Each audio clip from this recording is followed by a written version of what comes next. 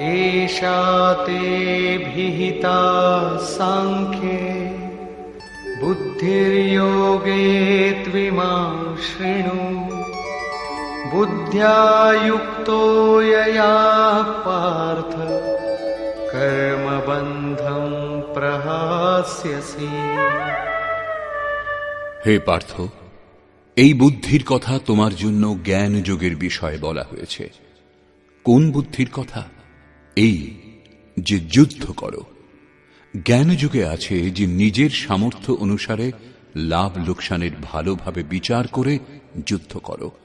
জয়লাভ করলে মহামহিম স্থিতি এবং পরাজয় হলে দেবত্ব লাভ। জয়লাভে সর্বস্ব ও পরাজয়ে দেবত্ব লাভ, দুদিকেই লাভ।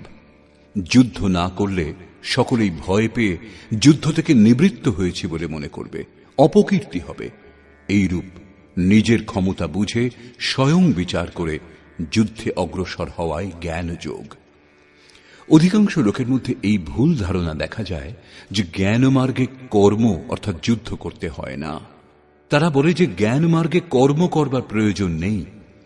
আমি শুদ্ধ, বুদ্ধ, চৈতন্য, অহং ব্রহ্মাস্মি গুণের দ্বারাই গুণপ্রভাবিত এরূপ মনে করে হাত গুটিয়ে বসে যায়। যোগেশ্বর শ্রীকৃষ্ণের অনুসারে এটা জ্ঞান যোগ নয়।